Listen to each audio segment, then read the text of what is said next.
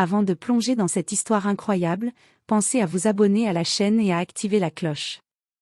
Ici, chaque récit a quelque chose à dire, et vous ne voudrez pas en manquer un seul. Dans une grande salle de sport moderne au cœur de Chicago, l'atmosphère était électrique ce matin-là. Le soleil filtrait à travers les larges baies vitrées, illuminant les rangées de machines dernier cri et les espaces dédiés au poids libre. L'odeur mêlée de caoutchouc, de sueur fraîche et de métal résonnait dans l'air, enveloppant chaque recoin du bâtiment. Des athlètes de tous âges et de tous niveaux venaient chercher ici leur dose quotidienne d'efforts et de dépassement. Certains s'échauffaient avec concentration, d'autres exécutaient des mouvements précis sous le regard attentif de leur coach. On entendait le cliquetis régulier des haltères, le bruit sourd des baskets sur le parquet, et le souffle intense des sportifs immergés dans leurs efforts. Parmi eux, Sarah Mitchell avançait avec une assurance tranquille. 32 ans, silhouette athlétique façonnée par des années d'entraînement rigoureux, très marquée par la détermination et un regard fier empreint d'une force intérieure. Sarah n'était pas simplement une habituée de cette salle, elle en connaissait chaque détail, chaque recoin, chaque odeur qui lui rappelait ses combats et ses victoires. Mais ce que peu de personnes savaient, c'est que Sarah n'était pas qu'une sportive ordinaire. Elle était la capitaine charismatique et respectée de l'équipe féminine de basket-ball de l'université locale. Un rôle qui lui avait été confié non seulement pour ses qualités techniques, mais surtout pour son leadership naturel, son courage à toute épreuve, et sa discipline exemplaire. Ce matin-là, comme tous les autres, Sarah avait trouvé dans cette salle un refuge contre les pressions du quotidien. Le tumulte extérieur, les regards parfois lourds de jugement, les défis professionnels, les responsabilités familiales, tout cela disparaissait ici. Seul comptait l'effort, la sueur, la maîtrise de soi. Les écouteurs vissés sur les oreilles, elle s'imprégna de sa playlist préférée, une musique rythmée qui allait lui donner l'énergie nécessaire pour affronter la séance. Elle se dirigea vers les tapis de course, sa démarche fluide et déterminée, prête à débuter son échauffement. Elle portait un simple débardeur noir et un legging, des vêtements choisis pour leur confort et leur fonctionnalité, loin de toute ostentation. Son but n'était pas d'attirer le regard, mais de s'entraîner sérieusement, de préparer son corps et son esprit à l'effort intense qui allait suivre. Dans ce lieu où l'effort physique se mêlait à une quête personnelle, Sarah était dans son élément. Mais ce jour-là, dans cette salle baignée de lumière et d'effort, une rencontre allait tout changer. Les rayons du soleil matinal filtraient encore à travers les grandes fenêtres quand la porte s'ouvrit brusquement. Mark Collins fit son entrée, imposant par sa stature, un homme dans la quarantaine, peut-être la cinquantaine approchant, grand, à la carrure solide, mais surtout doté de cette assurance arrogante qui semblait écraser tout sur son passage. Sa démarche était lourde, presque calculée pour attirer les regards. Habitué à être le centre de l'attention, il avançait avec l'assurance de celui qui croit tout contrôler, et qui considère que le monde lui appartient. Il balayait la salle du regard, jaugeant, critiquant silencieusement chaque visage, chaque posture, chaque tenue. Puis ses yeux se posèrent sur Sarah. Son regard glissa rapidement, dédaigneux, chargé de préjugés invisibles mais lourds. « Qu'est-ce qu'elle fout là, celle-là » murmura-t-il à voix basse, mais assez fort pour que quelques personnes proches l'entendent, un sourire méprisant étirant ses lèvres. Sarah, concentrée sur son échauffement, ressentit le son comme une vague sourde au fond de son esprit, mais elle choisit de ne pas se détourner, de ne pas laisser cette remarque dévier son attention. Mark s'approcha, lentement, comme pour confirmer sa domination. Il la fixa intensément, puis haussa les épaules d'un air condescendant, son ton glacé tranchant dans l'air. « Tu sais que ce n'est pas une salle pour des gens comme toi, hein » lança-t-il, son regard désignant implicitement sa tenue simple, son allure discrète. Le silence se fit autour d'eux. Sarah s'arrêta, surprise par cette provocation gratuite. Elle tourna la tête vers lui et le regarda droit dans les yeux, sans reculer, sans céder un pouce de terrain. « Excuse-moi » demanda-t-elle calmement, la voix ferme, maîtrisée, trahissant à peine l'étonnement. Mark sourit, un rictus mauvais. « Ouais, je dis juste que tu ne sembles pas vraiment à ta place ici.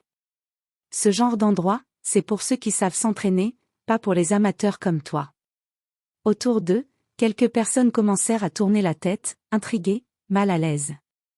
L'atmosphère devint lourde, pesante, chargée d'une tension palpable. Sarah sentit son cœur s'accélérer, mais ce n'était pas la peur qui la saisissait. C'était la colère sourde et la frustration de cette injustice flagrante, de ce jugement hâtif et infondé. Elle prit une profonde inspiration, cherchant la force dans le calme. « Écoute, Monsieur Collins, » répondit-elle avec fermeté, sans laisser transparaître la moindre hésitation, « je viens ici tous les jours, avec discipline et respect. Je ne suis pas une amateur, je suis athlète de haut niveau, et capitaine de mon équipe universitaire.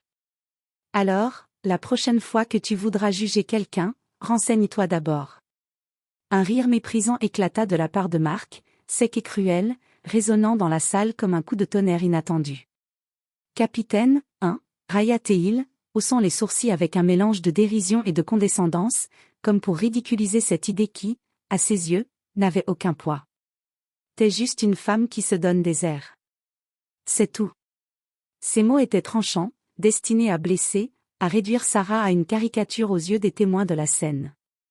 Pourtant, Sarah resta impassible. Sous ce masque de calme apparent, son esprit était un tourbillon de sensations, colère, frustration, mais aussi une lucidité profonde. Elle savait que ce moment, aussi dur soit-il, ne serait pas vain. Que cette humiliation gratuite, jetée sans réfléchir, allait semer les graines d'un feu plus grand, d'une réaction qu'il ne pouvait pas encore imaginer. Un silence lourd s'installa soudainement dans la salle. Le bruit de fond s'éteignit presque, remplacé par un poids pesant d'inconfort. Plusieurs personnes échangèrent des regards embarrassés, certains détournèrent rapidement le regard, mal à l'aise devant cette scène de confrontation qui brisait l'habituelle routine de la salle. Sarah sentit cette solitude envahir l'instant, comme si tout le poids du jugement, des préjugés et du mépris reposait soudainement sur ses épaules. Elle aurait pu céder à la colère, hausser la voix, riposter par des mots durs. Elle aurait pu baisser les bras, laisser cet affront l'écraser. Mais elle choisit autre chose. Elle tourna lentement les talons, retrouva son souffle, et reprit calmement sa course sur le tapis roulant. Ses muscles se tendirent sous l'effort, son esprit bouillonnait d'une détermination silencieuse. Chaque pas rythmait une promesse intérieure, elle ne laisserait jamais cet homme, ni personne d'autre, définir sa valeur ou briser son estime.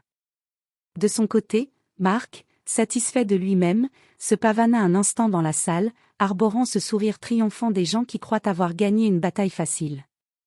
Il s'éloigna vers les poids libres, lançant de temps en temps des regards en coin vers Sarah, comme pour vérifier qu'il avait bien marqué son territoire. Mais ce qu'il ignorait, c'est que Sarah Mitchell n'était pas simplement une femme ordinaire à ses yeux bornés.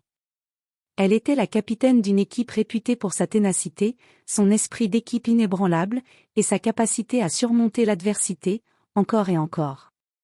Ce rôle lui avait appris la force du courage dans les pires moments, la nécessité de relever la tête même quand tout semblait perdu, et surtout de puiser dans la solidarité des autres pour avancer. Au fil de la séance, plusieurs regards complices se posèrent sur elle, des petits signes d'encouragement furtifs qui firent naître une chaleur réconfortante dans sa poitrine. Puis, timidement, un jeune athlète du club s'approcha. « Hey Sarah, ignore ce type, » murmura Jason, un garçon aux yeux pleins d'admiration. « Il ne sait juste pas ce que ça veut dire être un vrai sportif. » Sarah lui adressa un sourire sincère et reconnaissant, touchée par ce soutien inattendu. « Merci, Jason, » répondit-elle doucement. « Parfois, le pire combat n'est pas contre les poids, mais contre les préjugés. » Ce simple échange lui redonna une force nouvelle, un rappel que même dans l'adversité, la solidarité et la compréhension pouvaient être des armes plus puissantes que toutes les insultes du monde. Ce soir-là, en rentrant chez elle, Sarah repensa à l'humiliation subie.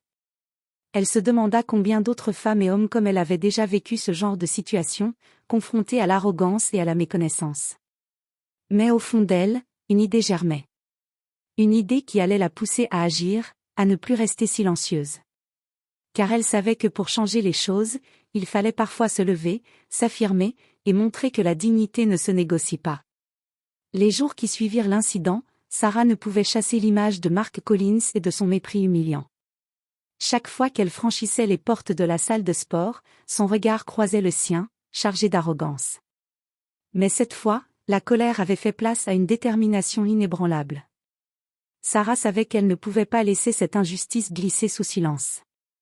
En tant que capitaine, elle avait la responsabilité de défendre non seulement son honneur, mais aussi celui de toutes les femmes et sportifs marginalisés qui, comme elle, subissaient les jugements superficiels et les stéréotypes.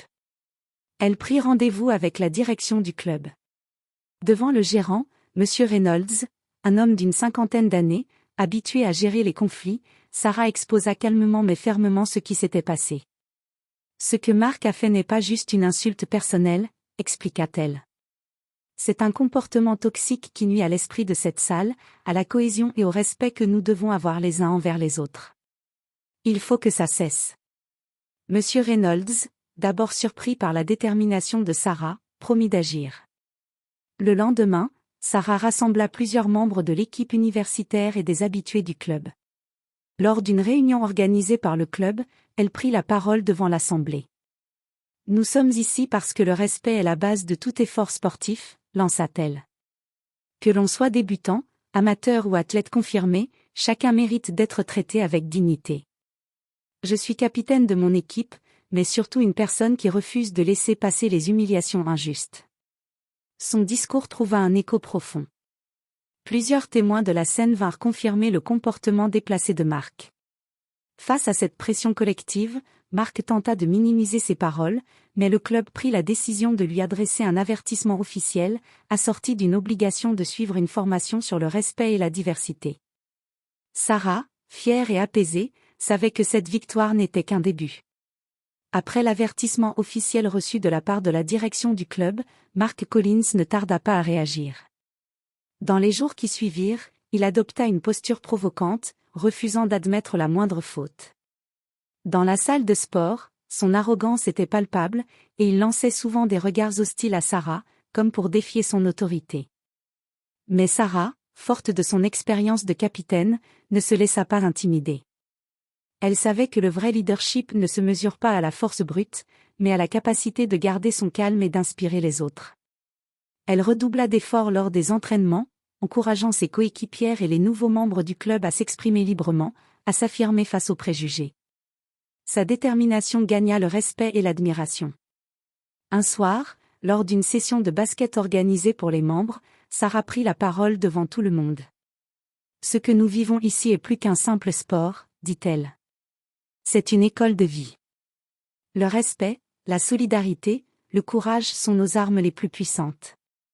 Face à l'adversité, il ne faut jamais reculer. » Petit à petit, même Mark sembla s'effacer, conscient qu'il perdait du terrain face à une femme qui incarnait la force et la dignité. L'histoire de cette humiliation injuste se transforma alors en un exemple de courage et de résistance, porté par Sarah, capitaine respectée et modèle pour tous.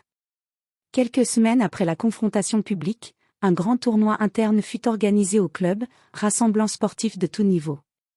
Sarah, en tant que capitaine, menait son équipe avec passion. Ce jour-là, la tension était palpable. Mark Collins, toujours présent, affichait une certaine froideur, conscient que l'ambiance avait changé, que son autorité vacillait. Durant le match, Sarah fit preuve d'un leadership exceptionnel. Elle encouragea ses coéquipières, distribua les passes avec précision, et fit preuve d'une incroyable détermination sur le terrain. À chaque panier marqué, elle recevait des applaudissements sincères, témoins du respect qu'elle avait gagné. À la fin du match, alors que son équipe remportait une victoire éclatante, Sarah fut ovationnée. Elle s'adressa alors à toute l'assemblée. « Ce n'est pas seulement une victoire sportive, » dit-elle avec émotion.